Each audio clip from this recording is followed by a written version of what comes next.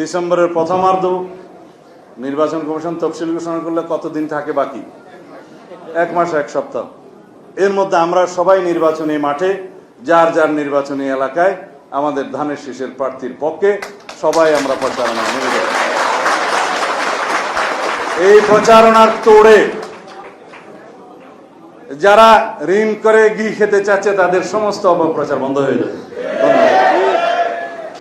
জাতীয় ঐকমত্য কমিশন নামে একটা কমিশন গঠিত হয়েছিল, তাদের মেয়াদ শেষ হয়েছে, সবাই এখন আমেরিকা প্রত্যাবর্তন করেছে।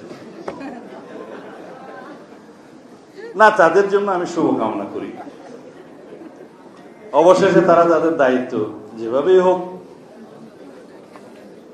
শেষ করে নিষ্কৃতি পেয়েছে।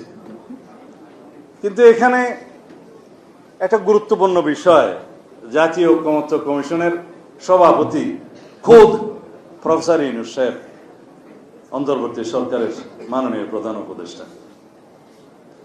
যে সুপারিশমালাগুলো ঐকমত্য কমিশন সরকারকে দিয়েছে, সেই সুপারিশে সরকার প্রধান নিজেই দস্তখত করেছেন সভাপতি হিসাবে।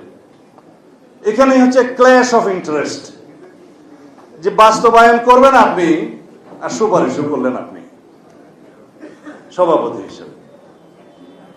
তারপরে যদি সেই সুপারিশটা আপনারা দিতেন, যেভাবে জাতীয় ঐকমত্য প্রতিষ্ঠা হয়েছে, জাতীয় ঐকমত্য কমিশনে অবশেষে 8-9 মাস আলোচনার পরে সেইটাই যদি আপনারা রিকমেন্ড করতেন, তাহলে এই ক্ল্যাশ অফ ইন্টারেস্টের প্রশ্ন আমরা তুলতাম না।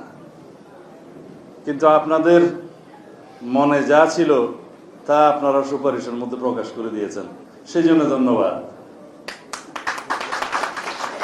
তারা সুপারিশ প্রণয়ন করলেন, তাদের যা যা প্রস্তাব আছে 48টা দফা সংবিধান সংশোধনী সংক্রান্ত, এগুলো সকলগুলো প্রস্তাব গণভোটে দেয়া হবে, আদেশ জারি করা হবে এবং সেই আদেশের বাস্তবায়নের জন্য গণভোট আইন করা হবে ইত্যাদি।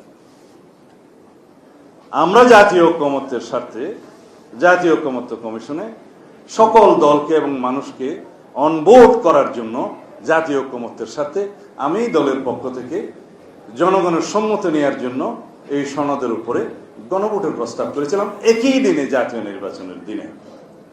কিন্তু এই গণভোটের কি আসলেই কোনো প্রয়োজন ছিল? এই গণভোটের মধ্য দিয়ে কি আইন প্রণীত হয়ে যাবে? এই গণভোটের মধ্য দিয়ে কি সংবিধান পরিবর্তিত হয়ে যাবে?